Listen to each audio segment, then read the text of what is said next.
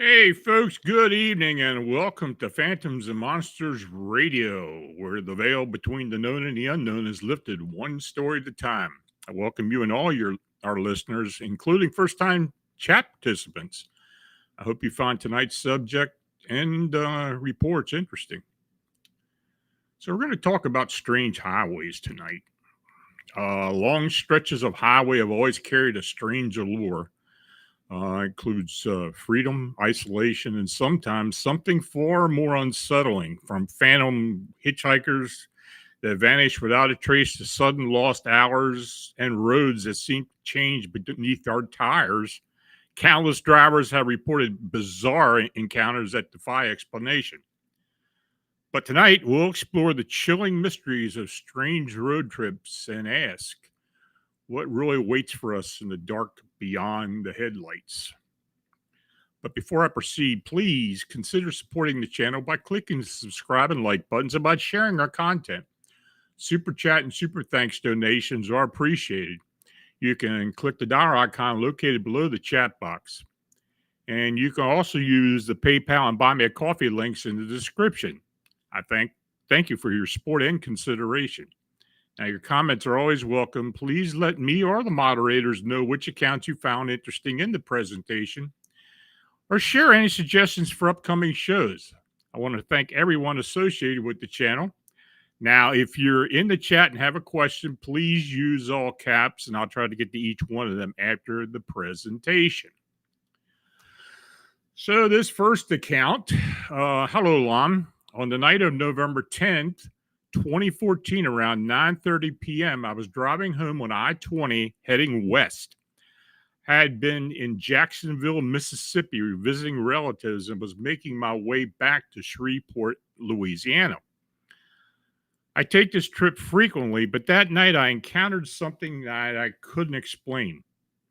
Now, as I approached Monroe, Louisiana, near the turnoff to Garrett Road, I noticed something on the connecting road between the eastbound and westbound lanes. Other drivers noticed it too, as their brake lights lit up. Now, as I slowed down and approached, I could see a small figure running in circles with its arms extended, as if imitating an airplane. It was dark, so I couldn't distinguish any features. By this time, many vehicles had nearly come to a stop, and I pulled off onto the shoulder. I was concerned that it might be a child, so I called 911 and was informed that others had made similar calls. I got out of the car and saw that a police cruiser was approaching the figure in the eastbound lane.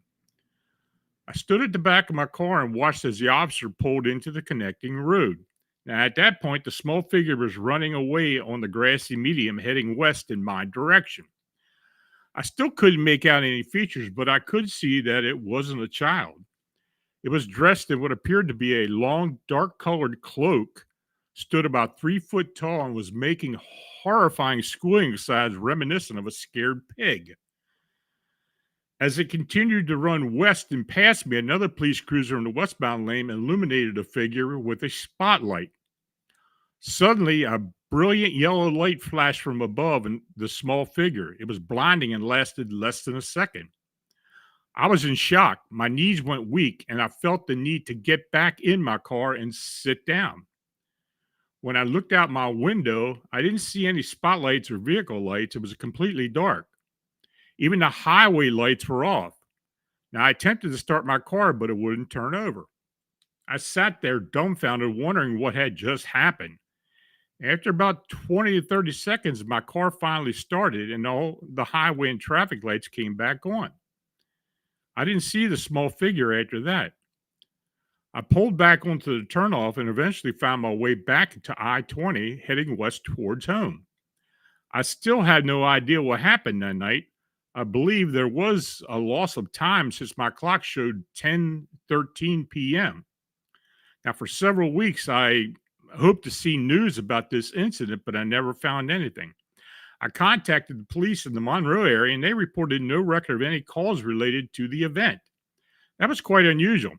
I know this incident occurred. Many witnesses also lost power in their vehicles. Do you have any suggestions for whom I should contact? Thank you. Now, while the witness did prefer to remain anonymous at that time, he seemed somewhat intimidated by the lack of reports regarding the incident. Now, I managed to reach him by telephone, and we discussed other avenues for obtaining information, including the local media. Now, we talked again later, and he informed me that the press had not received any reports as well. I made some inquiries, but found no leads. Now, I did check on the MUFON CMS in New Fork. And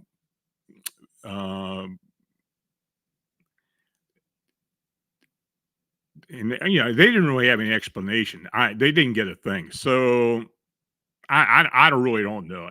Was it non-terrestrial encounters, some type terrestrial? I have no idea. But I'll leave it to you all to consider it, and maybe you have an answer as to what happened.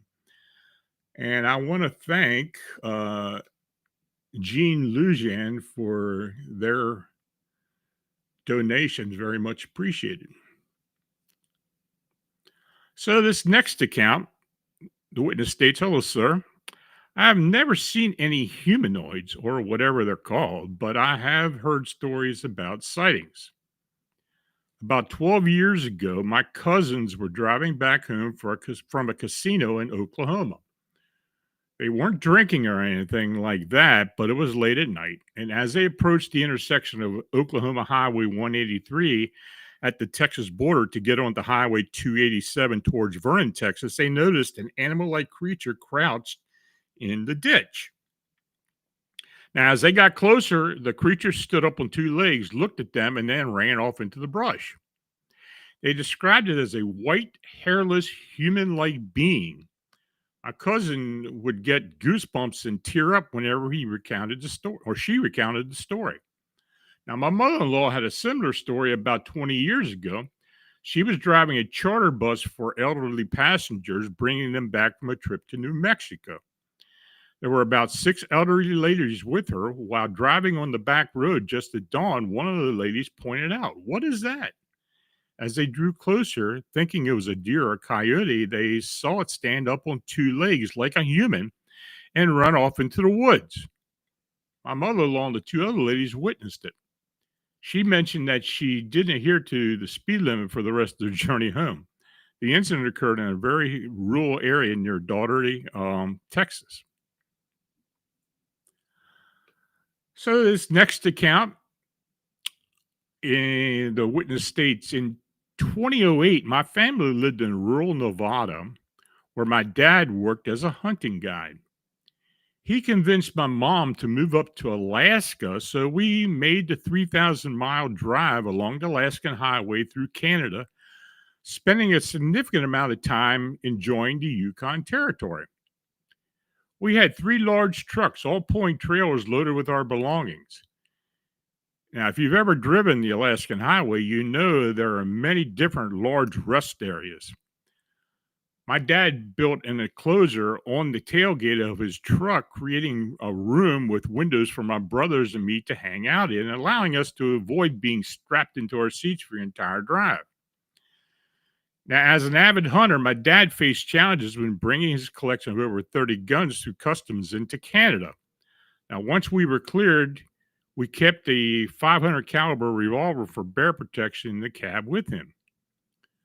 Now, one night, very late and incredibly dark, we stopped at a rest area somewhere near Laird Hot Springs, British Columbia, about 50 miles away. We were all asleep when suddenly we heard several gunshots coming from the cab of the truck. My mom was hysterical, and the driver of the other vehicle was outside with a shotgun. My dad went to him to the edge of the cleared rest area where I could only see a dense wall of trees. When they parked, the lights illuminated the forest. My dad was looking straight ahead when he suddenly noticed an immensely large figure standing perfectly still at the edge of the tree line. Now he hadn't seen it until it stepped closer to our truck. He recalls its eyes being incredibly vivid green, glowing in the reflection of the headlights. My mom and the other driver's girlfriend were in the porta potty just to the left of the truck. So my dad immediately pulled out the revolver and started shooting, terrified that the figure was moving toward the porta potties.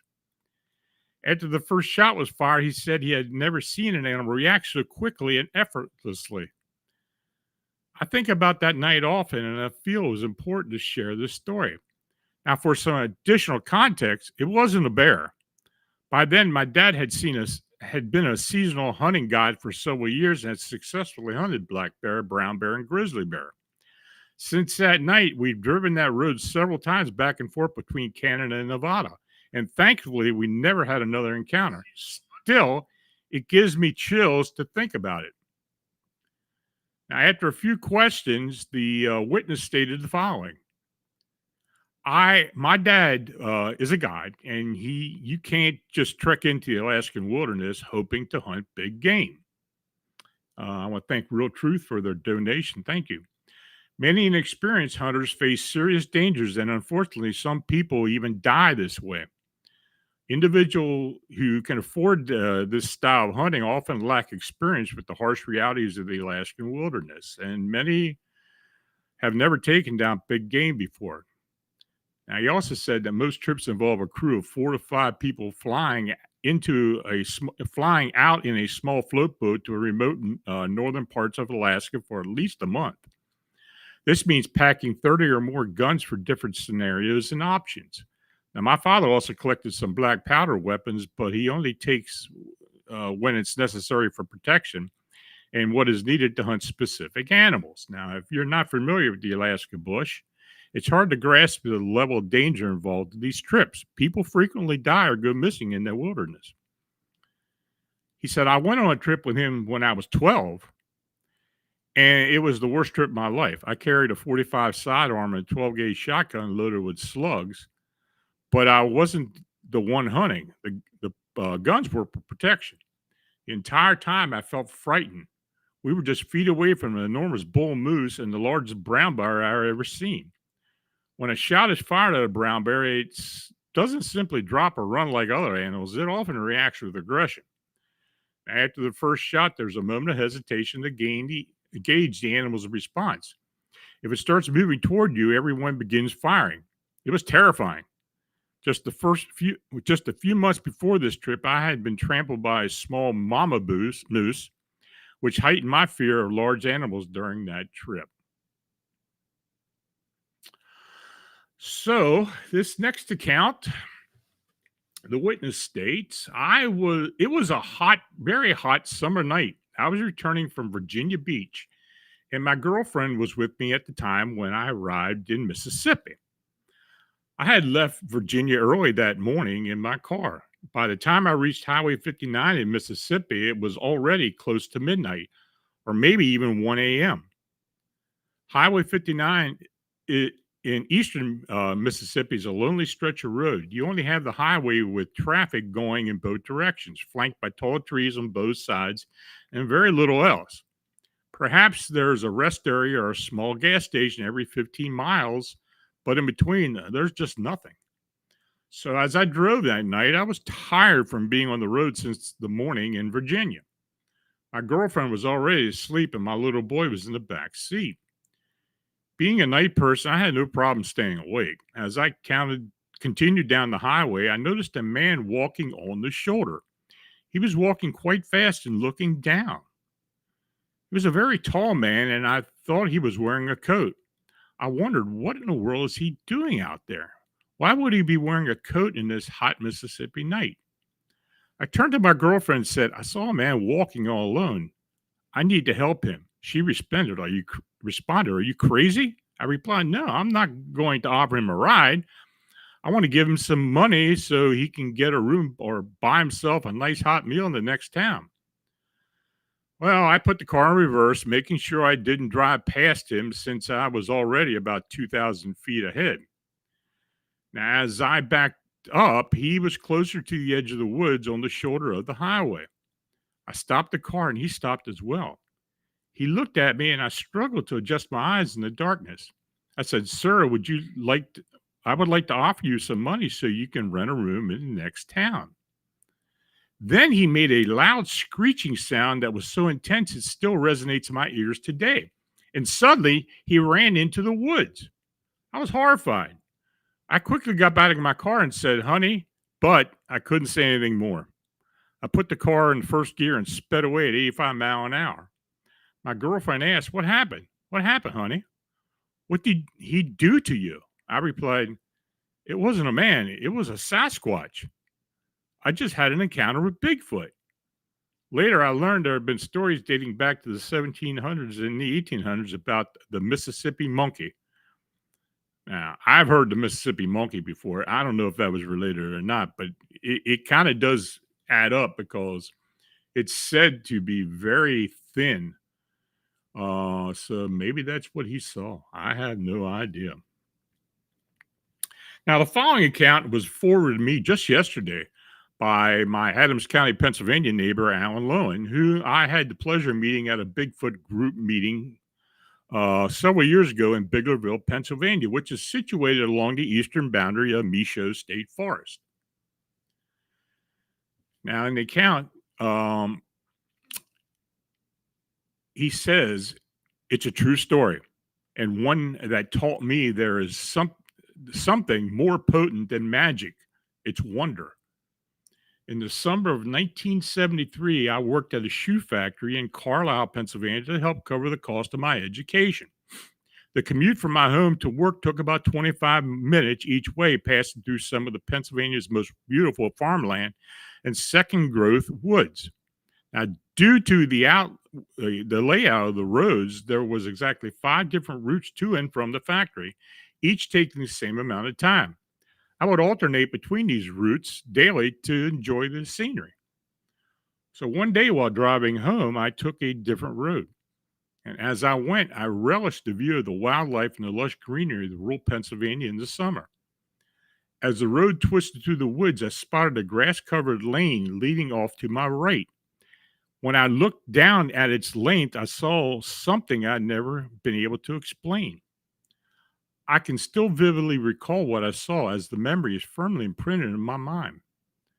The view was of a shadowed lane leading into the bright sunlit expanse of a Pennsylvania meadow. The interplay of light and mist made it seem like the scene painted by John William Waterhouse or Frederick Edwin Church. So how did I describe the moment? It was a Pennsylvania meadow untouched by original sin. It was the vision of Eden and its first purity, or Arcadia, or the Elysian fields made corporeal. Walking into that field felt like stepping through a portal into the realm of fairies from which no mortal could ever return. In an instant, it vanished behind me and I drove away, leaving me breathless with the memory. Now, here's where it gets strange. So profoundly affected by the vision, I searched for the lane the next day after work. I took the road I thought I had traveled the day before, but I found no grass covered lane. No problem, I thought. I must have just taken the wrong road. For the rest of the summer, I traveled those 5 routes repeatedly looking for that lane and sunlit meadow, but I never found them again.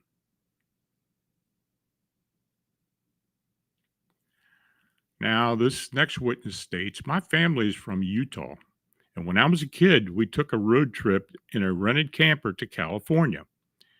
There is a specific area near Nephi, Utah, that is known for a massacre that occurred in the mid 1800s.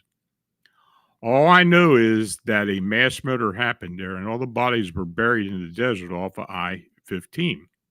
It's an eerie part of Utah, especially along the main highway. Now, on our way back, I was sitting in the front seat next to my mother while my dad was driving. As we passed through Nephi, near the site of the massacre, my dad suddenly got a bit panicked. He told my mom to lean over and look into the side view mirror, and I did as well. What we saw was a back door of a trailer flapping open and shut in the wrong direction. To visualize it, the back door was a single door that opened from the right side with the hinges on the left. It was swinging back and forth off the hinges in a completely impossible way. Freaked out, my dad pulled the trailer over, thinking something was broken. We got out on the side of I 15. It was late evening, the sun was starting to set, and there were no cars around. We checked the door and found that the hinges were latched in perfect condition, and the door was secured. Now, we were completely baffled.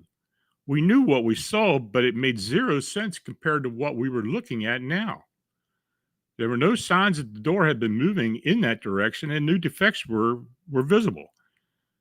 We stood there for about 15 minutes, rechecking everything to ensure accuracy. Then suddenly, a green Oldsmobile car pulled up about 100 yards behind us. Now, at first, we thought someone might be stopping to see if we needed help. 3 large Polynesian men got out of the car. They stood there staring at us for a few seconds before walking to the back of their vehicle, seemingly checking on something wrong with it. I was overwhelmed by a terrifying feeling. I could sense it. Something was off. I looked at my parents and saw the same look of fear in both of their faces. My mom whispered for me to get back in the trailer. I ran inside so fast, I wasn't going to wait for her to tell me twice. I watched from the window as my dad hurried to secure everything back up.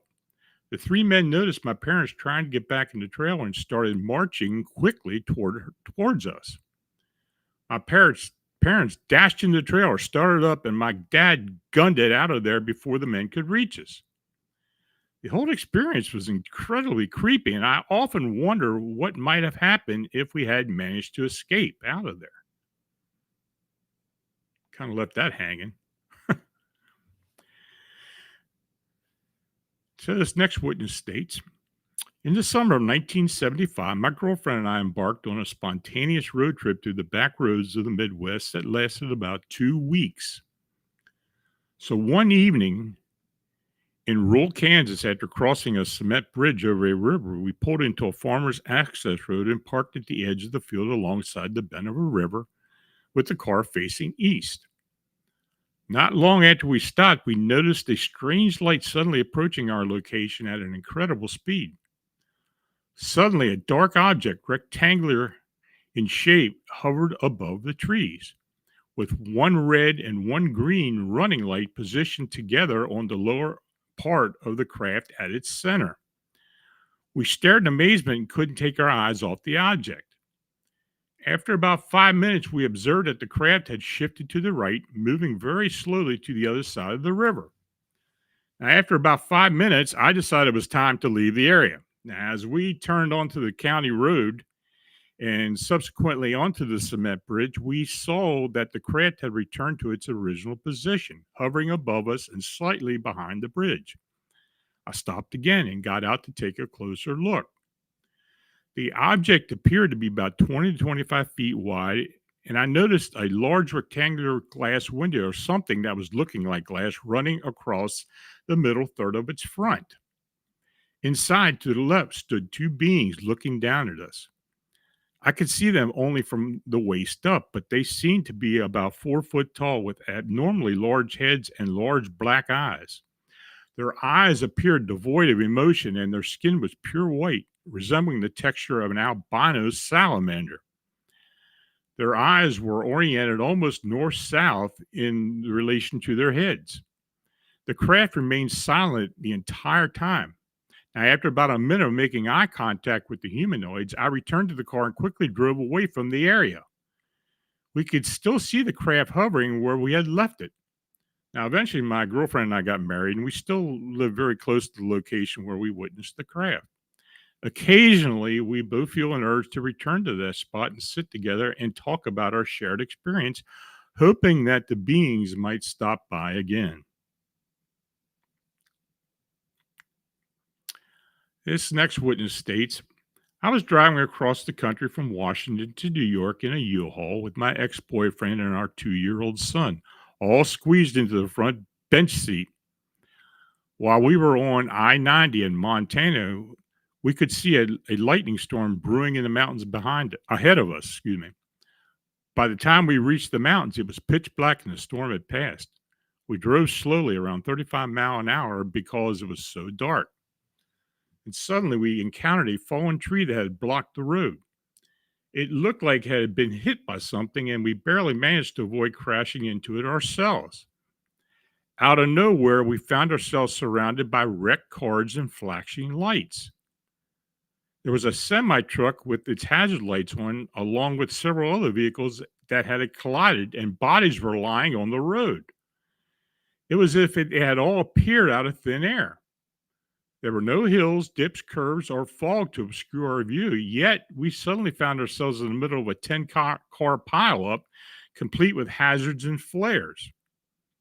Now, my boyfriend and I were both wide awake and experienced this bizarre situation together. It felt like we had driven through a portal into another dimension, or that the vehicles and people had somehow dropped into our reality. The individuals in the road were unharmed, who were unharmed and waved at us, urging us not to stop. And we felt compelled to keep going, even though I regretted not stopping.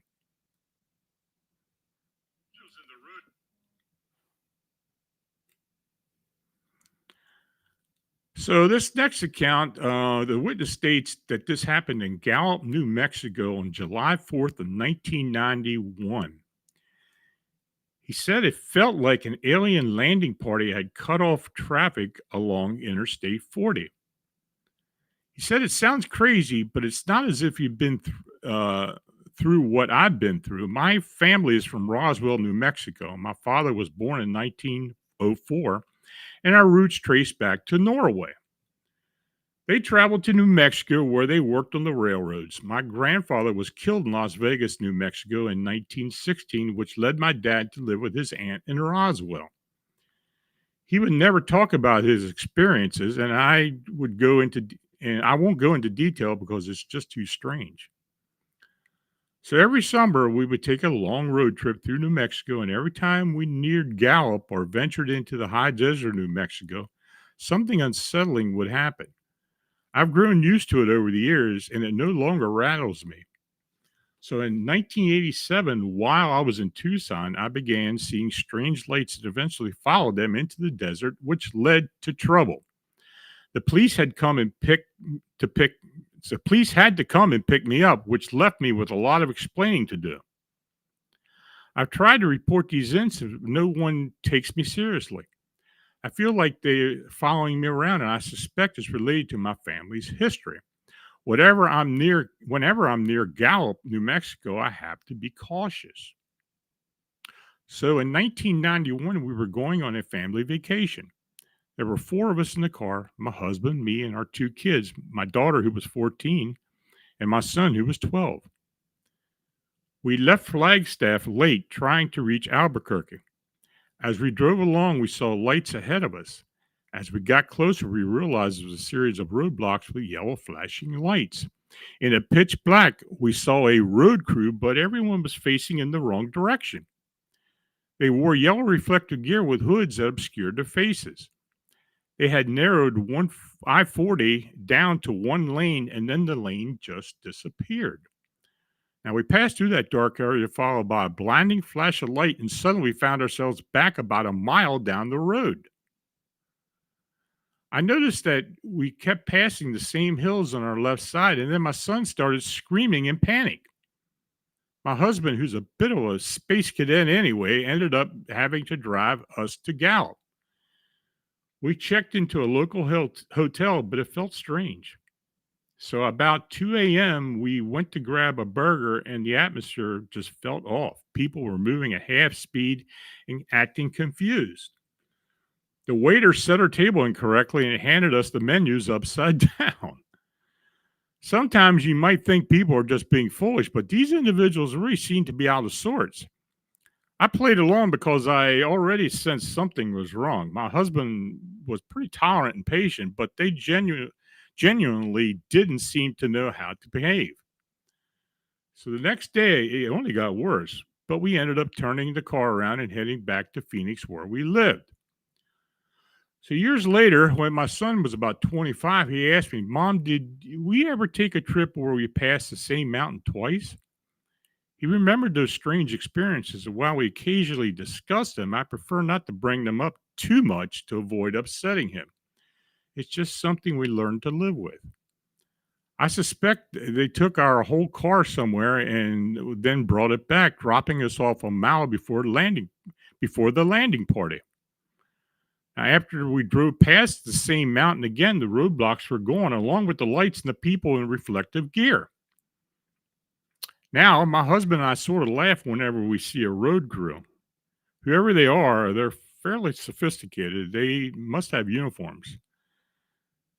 I've seen some of them fixing light poles in the middle of the night in Tucson, and as soon as I showed up, they all ran away. I believe this has been going on for generations, even when my dad was young. He served in World War II and had his own close encounters.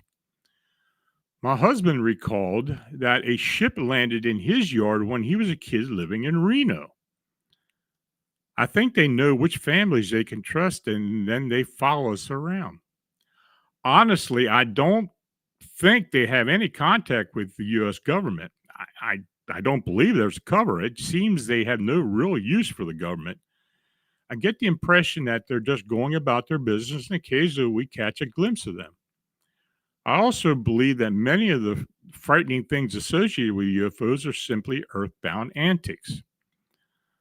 I would have loved to report his experience when they happened. So that's the last account.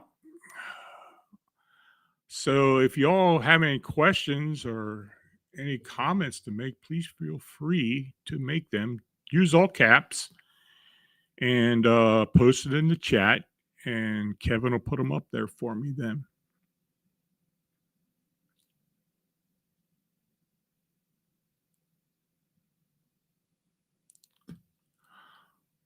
Until we get some questions, I just want to tell you on the Fams of Monsters website, if you do want to sign up for the newsletter, which I'm in the process of connecting now, just go ahead and do so.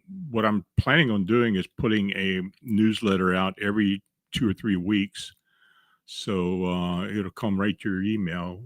We'll have different things in there, some stuff that just normally get into the blog. So if you're interested, go to famsofmonsters.com and sign up for it. So I see in the chat, Dag Namit has a comment. South Dakota has a well-traveled highway that has many strange things happening to different people that travel it.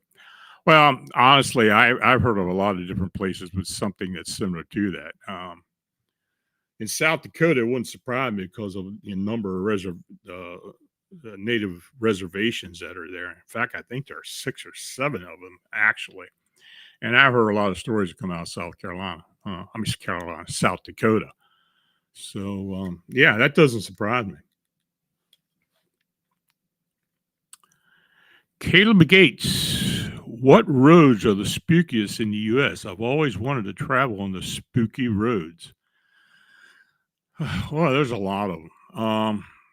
Highway wise, I don't know. I know there are a lot of back roads and such, but as far as highway, I would say some of the strangest accounts that I have received over the years of weird sightings are usually on desert roads. I know back in 1994, I was out in Las Vegas and I drove to LA. Now, I don't know if they're mirages or what they were, but I saw a lot of lights and I saw a lot of weird things along the road. I don't know what they were, but you know, who knows? I think desert roads are probably the spookiest, but maybe there's a reason for that.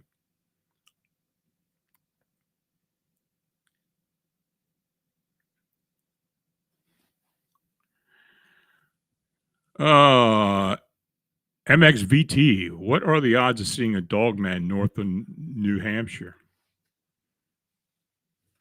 I've had a few accounts in Maine, um, and up in Ontario. Uh, Southern Ontario has had a lot of accounts over the years, but that's mostly towards the Niagara area, not up into the area where Eastern Ontario and into Quebec. But I have had some accounts in Maine. Can Squatch, any weird hitchhiker encounters?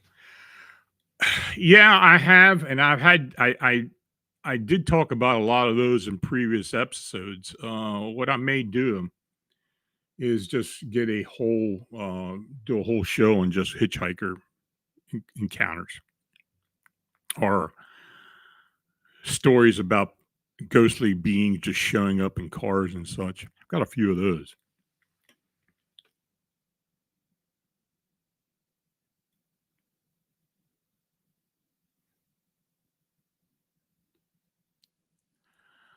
Lumen 101 states, "Do you stream this time every week? I'm new. Thanks, love, and the show." Yeah, I try to. Occasionally, something happens where we got to cancel, but for the most part, I do have a show every Friday night live.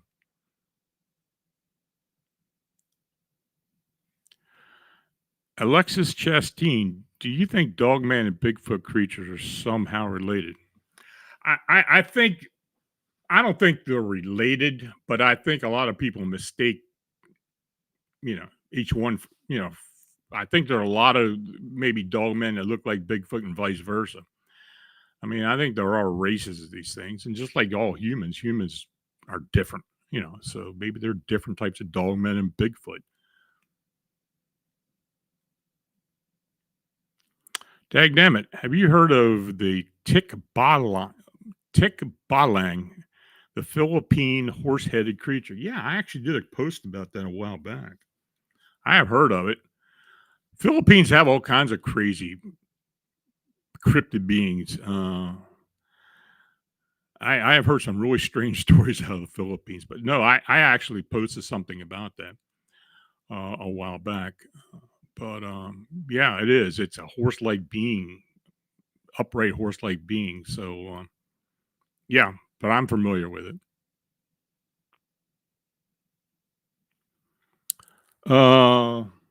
No Q.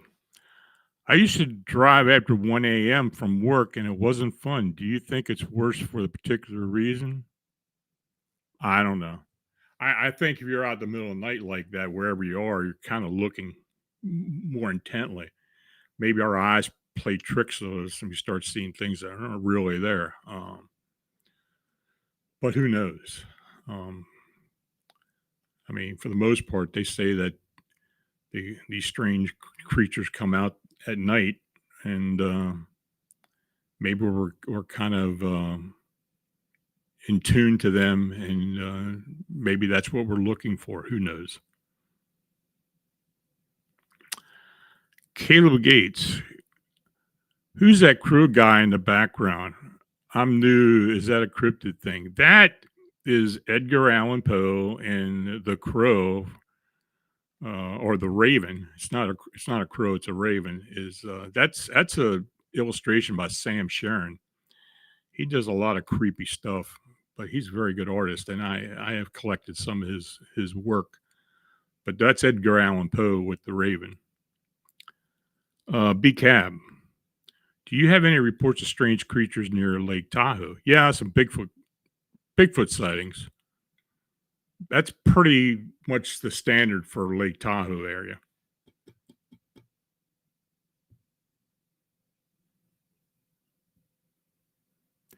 Alexis Chaston, would you ever do a show about different light phenomena? Yeah, I could. I had to see if I have enough accounts to do a show, but I'll see what I can do. I'll take a note and see what I can find.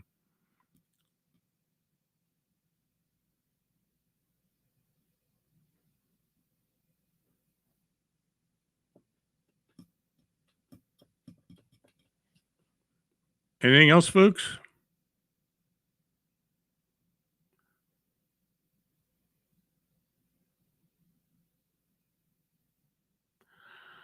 MXVT, do you think a dogman could gap a Hellcat? I have no idea. I have no idea.